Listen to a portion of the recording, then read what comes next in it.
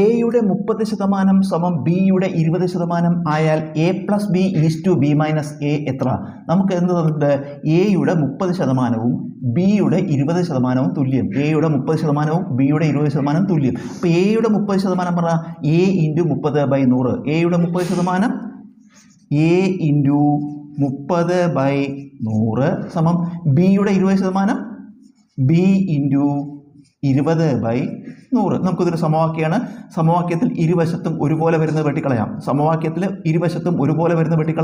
നമുക്ക് 100 വെട്ടിക്കളഞ്ഞാൽ ബാക്കി 30a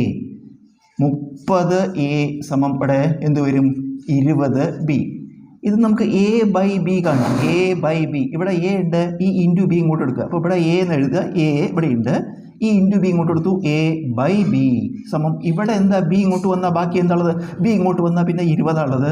20 ഈ എയുടെ കൂടെ ഇൻറ്റു 30 ഉണ്ട്, എയുടെ കൂടെ ഇൻറ്റു 30 അത് നമ്മൾ വലത്തോട്ട് എടുക്കുമ്പോൾ ബൈ 30 എന്ന് വരും. 20/30 എന്ന് പറയുമ്പോൾ നമുക്ക് 10 കൊണ്ട് പഠിച്ചെടുക്കാം, അല്ലെങ്കിൽ 0 വെട്ടിക്കളഞ്ഞാൽ 2/3 എന്ന് വരും. അപ്പോൾ എ ബൈ ബി 2/3. അപ്പോൾ എ നമുക്ക് എന്തെടുക്കാം?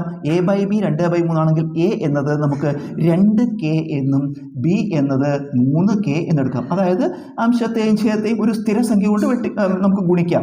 അപ്പോൾ എ ബൈ ബി 2/3 ആണെങ്കിൽ എ നമുക്ക് 2k എടുക്കാം, ബി നമുക്ക് 3k എടുക്കാം. നമ്മൾ അങ്ങനെ വില എടുത്ത് നോക്കൂ.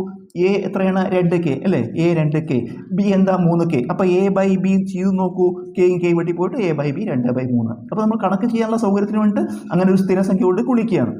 അപ്പോൾ നമുക്ക് എന്ത് കിട്ടി? എ 2k എന്നും ബി 3k എന്നും കിട്ടി. ഇനി നമുക്ക് കാണേണ്ടത് കൊടുക്കുക എ പ്ലസ് ബി അല്ലേ? എ പ്ലസ് ബി എന്ന് പറഞ്ഞാൽ എയും ബിയും കൂട്ടുക, 2k 3k കൂട്ടി എന്ത് വരും? 2k 3k കൂട്ടിയ 5k is to B minus A. ബിന്ന് എ കുറയ്ക്കുക, 3k 2k കുറയ്ക്കുക, 3k 2k കുറച്ചാൽ 1k എന്ന് വരും അല്ലേ? അപ്പോൾ എന്ത് കിട്ടി? 5k is to 1k. നമുക്ക് വീണ്ടും ഈ കെയും കെയും വെട്ടിക്കളഞ്ഞാൽ ഉത്തരം എന്താ? ബാക്കി ഇവിടെ ഉള്ളത് 5 ഈസ് ടു 1.